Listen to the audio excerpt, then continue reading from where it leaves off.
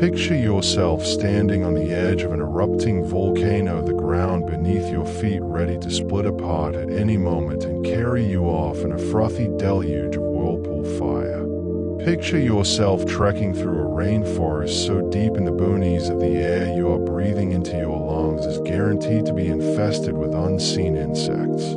Our planet contains some of the most lethal and perilous locations where nature, mankind's savagery or isolation converge to form so inhospitable a setting that sheer survival is an everyday struggle. Come along today and travel through these hot spots and see what they have that makes them so lethal, and why in the face of danger mankind continues to venture forth into them. Let us start at one of the most unfriendly places on Earth, Dallol, Ethiopia. Dallol is situated within the Danakil Depression, a hot area that might be anywhere in the cosmos. Funereal acid moans through the atmosphere, and a mean temperature of up to 45 degrees Celsius, 113 degrees Fahrenheit, one of the most temperature variable and chemically least friendly zones in our cosmos. Poisonous gases boil off the hydrothermal vents, and the world is covered in yellow and greeny toxic volcanic eruption mineral deposits. It's very thinly populated with life, and the human race too are there only for a short pit stop to call on. But this poisonous planet is inviting scientists into the realm of extremophiles bacteria that can survive where all other life will perish. Dallol's blistering heat invites us to Mount Everest's icy oxygen-deficient peaks. The world's peak is a dream destination for adventure seekers, but tuned to others who had woefully overestimated it. Above 8,000 meters lies the death zone, where the human body gets so little oxygen that it starts decomposing. Thin air chews through ice and pushes down on altitude. Sickness avalanches cut short lives of young men every year. The worst is the Kumbu Icefall, a deadly maze of ice ridges where crevasses just quietly open unwisely. Dozens attempt every year, drawn by the best mountaineering experience in peril. Deaths on the attempt too frequently linger on the mountain snow covered as terrible evidence to Everest's deadly allure. Let us go down below the waves to the Mariana Trench sea bottom.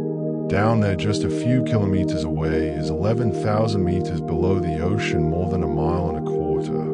Pressure at that depth is more than 1,000 times sea level pressure, enough to crush a submarine into a can of aluminum soft drink pop. Few manned excursions have ever reached all the way down to the very bottom, where it is cold, bottomless darkness.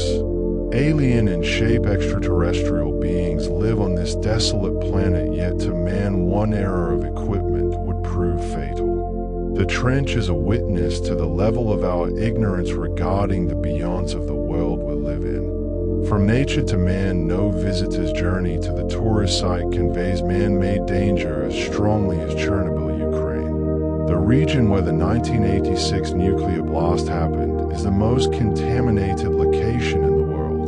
Decades more to come. Empty Pripyat city, frozen in time, empty structures with death-dealing enemies, these strontium-90 and cesium-137 isotopes, which will kill not in decades but in millennia.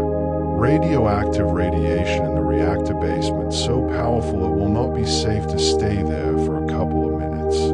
But nature took it back in a dreamlike fashion, manless and no man's land after the nuclear era. Another man-made field of death is Bolivia's Yungas Road, also referred to as the Death Road. It's a narrow road that overshoots a mountain cliff for 69 kilometers, with cliff walls with an average height of a full 600 meters. Rain, drizzle, and squelch your shoulders make it its driver's nightmare. It's so hazardous that 200 to 300 travelers meet death annually here prior to a new road being built. It is an adrenaline kick for thrills motorcyclists nowadays, but a single accident sends them careening off into nothingness. And last but not least, Indonesia's Sinabung volcano, the world's most fickle volcano and most moody one to boot. It has been erupting non-stop since it reopened in 2010, spewing out one after another pyroclastic flows, hot melted ash and gas flowing down the volcano at rates of up to hundreds of kilometers per hour, burning everything they touch. Thousands have had to be evacuated and villages are covered with volcanoes of ash. It is not safe to live around Cinnabon, but the residents keep coming back, refusing to leave. And then Tanzanian Lake Natron, which looks so serene, lovely, but is lethal. Its alkalinity is so extreme that it will scald the skin and eyes of virtually any animal. The pink hue is due to salt-tolerant bacteria, but for birds and beasts which accidentally or naturally crash into its surface, it's a killing ground. Its salt buries them in frozen stone replicas of themselves that remain on the beach as ghostly visions. And then there is Brazil's Snake Island, Ilha da Queimada Grande, off South America's northeast coast, so venomous with golden lancehead vipers that the Brazilian government will not allow any tourists. 1 to 5 vipers per square meter, a victim dead within an hour of being bitten. The isolation on the island has turned these snakes some of the most toxic animals of this planet. The researchers who make a visit to the island must approach with utmost caution, if otherwise then suicide is what they would invite. So many of them.